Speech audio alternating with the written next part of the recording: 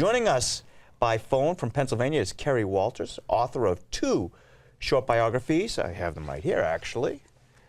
On the beloved popes who will be canonized on Divine Mercy Sunday. Kerry, thanks so much for being with us today. How you doing? I'm good. Thank you for having me. Well, these 2 books from our friends at Franciscan Media are perfect for the upcoming canonization. Share some of the highlights with our viewers of the books. Well, I think one of the things that I tried to do in the 2 books is to show that popes have a life before they become popes. It's something I think that we sometimes forget. And that these previous lives really do make the popes, the pontiffs, who they become. And in the case of these 2 guys, they make them the saints that they become.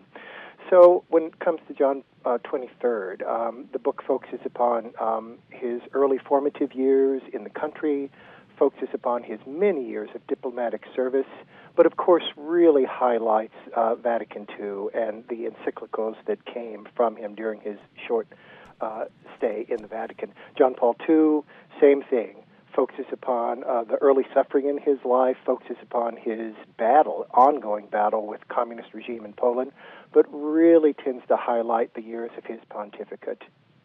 If you could, Kerry, Pope John the 23rd was known as a simple man who surprised everyone, as you mentioned, calling the Second Vatican Council. But maybe if you could describe him a little bit, tell people a little bit about what he was like and what it was like for him to ascend to the papacy. He's just an extraordinary man. I mean, he really is. We often throw around words like humility and patience and holiness in describing a lot of people, but in his case, they truly, truly do fit. He came from a very humble beginning, and he never really quite lost that humility, and I think that that's one of the more endearing characteristics that he brought to the Vatican. It's almost as if he could hardly believe himself that he had been raised to the throne of Peter, and he never lost that humility. I think that's one of the reasons why he was the perfect person to steer the early months of Vatican II. If I may, just one quick story that I think sums him up so nicely. He writes in his journal that when he was a young man, he aspired, as all Christians should aspire, to become a saint.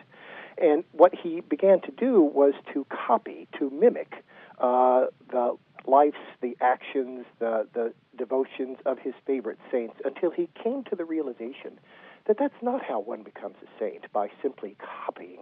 One becomes a saint by emulating the saint's virtues, not by trying to ape their lives.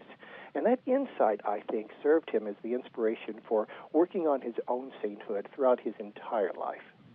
Well, the book on Blessed John Paul II highlights his early years in devotion to Mary, which caused him to want everyone to know the joy of faith. How do you think he accomplished this? Well, I think you're quite right. He lost his mother when he was only 10 years old, and that was a wound I don't think that he ever really recovered from.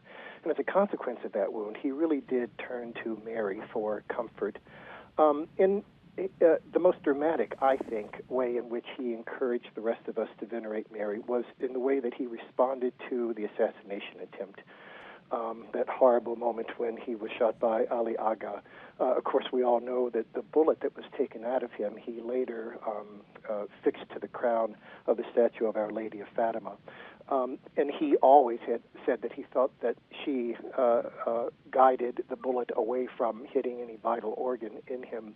His devotion to Mary after that assassination attempt really increased, I believe, and it began to exemplify itself not only in his push for the new evangelization, which was always Mary-centered, but also, I think, in his teaching the rest of the world how to cope with suffering in a patient and devout way. These books are perfect as we have Easter coming up as Easter gifts, and also for insights into the canonization with the Sunday after Easter for the big day. Where can people find out more about them, and how can they go about getting them? Well, they can find out more about them by going to the Franciscan Media website, of course. The books are in all the mainstream bookstores or in Catholic bookstores, and they can be ordered online through Amazon or Franciscan Media. Well, Kerry, thanks so much for joining us today and writing these wonderful books. That the timing is perfect, and we appreciate you taking the time to be with us. It was a great pleasure. Thank you. Have a great day.